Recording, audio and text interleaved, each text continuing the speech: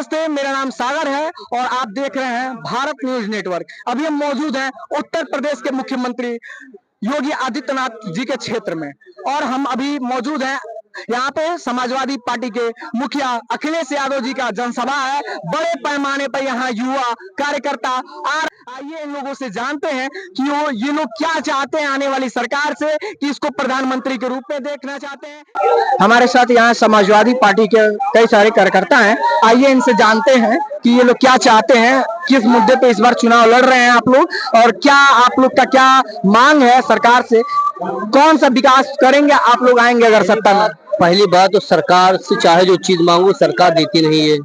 10 साल में आप देखा योगी जी का भी उत्तर प्रदेश में सरकार है, सेंट्रल गवर्नमेंट माननीय श्री नरेंद्र मोदी जी है। किसान मर गए, कितना दिन तक धरना प्रदर्शन किया, उनकी नहीं सुनी गई। फिर उसके बाद में सीतापुर में चढ़ा दिया गया किसानों के ऊपर, उनकी बात नहीं सुन। ये सरकार सुनती ही नहीं किसी की। चाहे आप देखा जो पुलिस भर्ती आई थी और सब पर्चे क्या कहते पेपर लीकेज हो जाते हैं। और बेरोजगारी इतनी जबरदस्त है कि यानी मतलब तेल आटा नमक दाल सिलेंडर की आप कीमतें जानते हैं कितने रुपए किलो है, क्या है क्या नहीं है। आप सब पत्रकार समझदार हैं, यूट्यूब पे पत्रकार है। अगर आपकी गठबंधन की सरकार बनती है तो आपके प्रधानमंत्री का चेहरा कौन होगा। प्रधानमंत्री का चेहरा यानी मतलब वो सब डिसाइड करेंगे आपस में। जो भाजपा तो आरोप लगा रही है कि ये लोग 6-6 महीने वाले प्रधानमंत्री बनाएंगे, सब पार्टियों से प्रधानमंत्री। भाजपा बौखलाए तो उनका दिमाग काम नहीं गिरा वो कहेंगे वो किए नहीं है इसलिए परेशान हो। अगर मेरी एक प्रश्न है कि अगर मान लीजिए कि अगर आपकी सरकार बनती है, अखिलेश भैया अगर चले जाते हैं, केंद्र की राजनीति करेंगे तो यूपी को कौन संभालेगा। यूपी को डिम्पल भाभी संभालेंगे। फिर उसके बाद में ये तो है नहीं कि अखिलेश भैया प्रधानमंत्री बने, बहुत से नेता हैं और अच्छी बात केंद्र की राजनीति करने लगेंगे।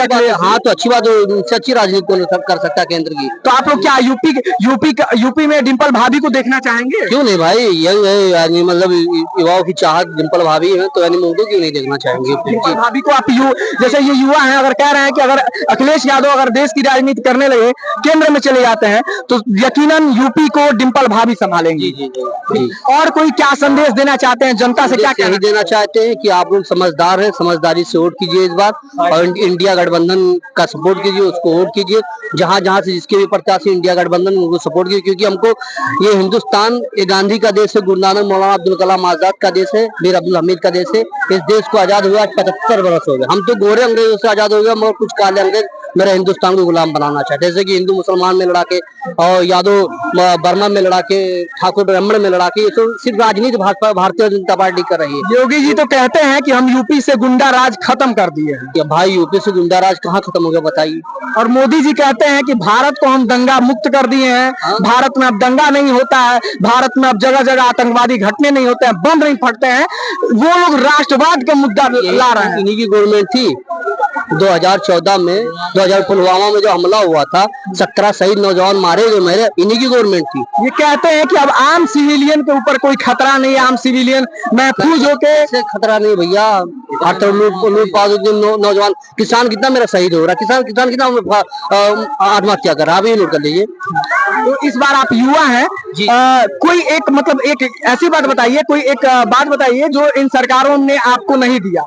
कुछ नहीं दिया मेरे भाई। शिक्षा देख लीजिए, रोजगार देख लीजिए, यानी मतलब हम पढ़ाई हम BMS किए हैं, हर एक चीज के आदमी को नौकरी नहीं मिल रही है।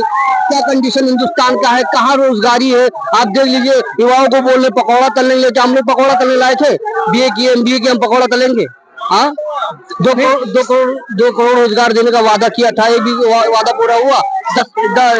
हर एक खाते में 15 लाख देने का वादा किया था, दिया।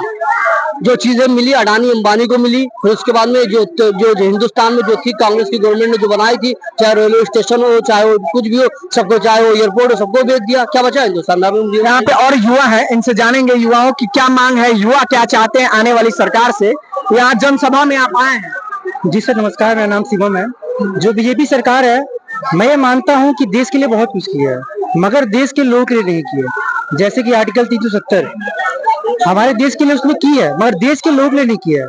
जैसे कि भैया ने क्या बताया, आर्टिकल 370 आप कह रहे हैं देश के लिए किया, तो आप तो इस देश के नागरिक हैं, तो अगर कोई, सुनिए मेरी बात को, अगर गवर्नमेंट कोई कुछ कर रहा है देश के लिए तो सीधा उसका सीधा फायदा तो आपको भी तो मिलेगा। फायदा हमको मिला है, मगर उसने बोला था 2 करोड़ रोजगार। सर मैं पहले बीजेपी को सपोर्ट करता था और अब जो मैं सभा करता हूँ, क्यों करता हूँ, उसने बोला था कि 2 करोड़ रोजगार देगा, आज तक नहीं दिया।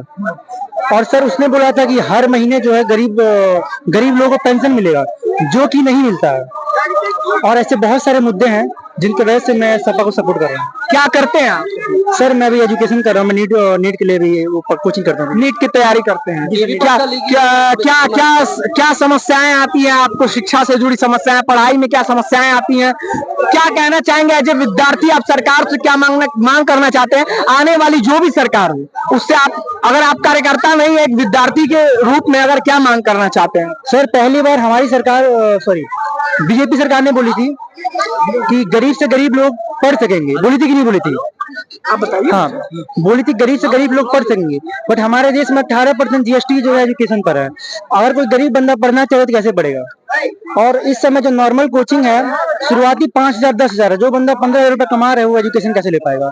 और जो बच्चा खासकर नीट का, मतलब शिक्षा को लेके भी बहुत परेशानी है, आप विद्यार्थी हैं, शिक्षा को तो इस बार क्या बदलाव चाहते हैं? सर मैं बदलाव चाहता हूं और मैं चाहता हूं कि इस बार गोरखपुर से काजल निषाद जी जीतें और हमारे पीएम के रूप में राहुल गांधी सर आए। ठीक है, आइए, यहाँ पे बहुत सारे लोग हैं, इन लोग तमाम लोग हैं यहाँ पे, उन लोगों से भी बात करने की कोशिश करेंगे। आइए, क्या नाम है आपका? अक्षय कुमार यादव। हाँ? अक्षय कुमार यादव। तो किसकी सरकार बना रहे हैं इस बार? काजल निषाद राहुल गांधी। काजल निषाद राहुल गांधी। और प्रधानमंत्री किसको बनते देखना चाहते हैं?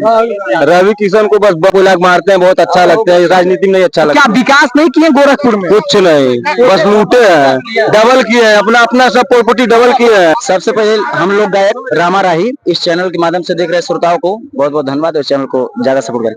हमें गाना बहुत अच्छा गाया है काजल निषाद ने कि सुनो युवा सुनो नौजवानों, बात फायदा के बाटे मानो, हम सबको रोटी रोजगार चाहिए, रोजगार चाहिए, रोजगार चाहिए।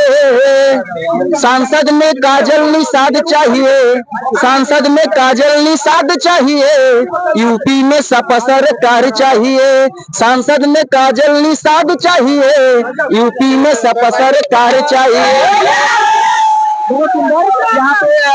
यहाँ पे युवा है, इन लोगों की मतलब कह रहे हैं कि देखिए यहाँ पे कुछ और लोग हैं, जरा साइड हो जाइए, प्रशासन का भी सहयोग कीजिए। आप लोग साइड होके बताइए आप लोग क्या चाहते हैं, आप लोग की क्या मांगे हैं? मैं चाहता हूँ गोरखपुर में पुनः जो है समाजवादी पार्टी का सांसद बने काजल निषाद। माननीय मुख्यमंत्री जी से पूछना चाहता हूँ कि गोरखपुर में 5 कामों क्या किए हैं जो गरीबों के लिए, महिलाओं के लिए, नौजवानों के लिए, और बता दें कि गोरखपुर में बढ़िया 5 काम क्या किए हैं। वो तो कहते हैं कि एम्स बनवा दिए, सड़कें बनवा दिए, मरीन ड्राइव किए हुए हैं। हाँ बताइए। वो सारे जो उन्होंने कंप्लीट किए हैं, वो सारे योजनाओं का शिलान्यास हमारे अखिलेश यादव ने किया है। तो मतलब आप ये क्या कहना चाहती है कि वो सिर्फ फीता काटे हैं? हाँ, सिर्फ फीता काटे हैं। अच्छा, मतलब भाजपा सिर्फ फीता काटी है। 5-5 किलो राशन देकर लोगों को शिक्षा से वंचित करने का काम किया है। नहीं तो राशन छीना है, बेरोजगार बनाया है। और वो आते हैं तो रोड जीरो, और कोई महिला अपने पेट में 9 महीने का बच्चा लेकर के तड़पती रहती, मरती रहती है। हमारे समाजवादी पार्टी की सरकार थी तो जो है एम्बुलेंस चलती थी, एक फोन पर एम्बुलेंस उस गर्भवती महिला को पहुंचाती थी हॉस्पिटल में। उसको बंद करने का काम ये बीजेपी की सरकार ने किया। कहते हैं कि महिला सुरक्षा पे हम बहुत बड़ा काम किए, महिला क्या काम किए बीजेपी की सरकार? अगर अब किया गई तो 5,000 का सिलेंडर बिकेगा, और जो हमारे युवा जो बच्चे हैं बेरोजगार जो घूम रहे हैं सड़क पे पहुंच जाएंगे। तो देखिए कहीं ना कहीं लोगों में बहुत सारा रोष है, बहुत कई मुद्दे हैं, लोगों के अपने अपने मुद्दे हैं। हाँ। मेरा अनुभव मुझे बताता है खाके ठोकर ही हो पाता है। एक बार सत्ता में जो आता है असलियत अपनी भूल जाता है। क्या नाम है आपका? तृप्ति मिश्रा। मिश्रा जी हैं आप जैसे लोग कहते हैं कि आप लोग तो भाजपा की वोट बैंक है, ऐसा कुछ नहीं है, ऐसा कुछ नहीं। राम के नाम पे ठगने वाला व्यक्ति, मंदिर में पूजा करने वाला व्यक्ति कब तक सरकार चलाएगा? एक दिन हमारे युवा और हमारी महिलाएं एक न एक दिन जो है काजल निषाद को साइकिल वाले बटन पे दबाकर वोट दिलाकर यहाँ के मुख्यमंत्री बना। ठीक है, ये देखिए यहाँ पे लोग हैं जो जिन लोगों में कई सारे मुद्दों के लेकर रोष है और ये चाहते हैं कि यहाँ पे समाजवादी पार्टी की जो प्रत्याशी है काजल निषाद है वो बड़े स्तर से जीत के आए और इन लोगों की जो भी मांग है उसकी पूर्ति करें। तब मैंने इंटरव्यू दिया है। थोड़ा साइड हो जाइए, यहाँ बहुत गर्मी, आइए सभी लोग आ जाइए। यहाँ पे बहुत सारे युवा हैं, समाजवादी कार्यकर्ता है, कुछ इंडिविजुअल आम आदमी है यहाँ पे आया हुआ है। क्या आप कार्यकर्ता है कि ऐसे मतलब ऐसे आए हैं? मैं वैसे ही आया हूँ क्या नाम है आप? मेरा नाम उपेंद्र विश्वकर्मा। मैं कहना चाहता हूँ रवि किशन भैया जी कहते हैं कि जिंदगी झंड बा फिर भी घमंड बा।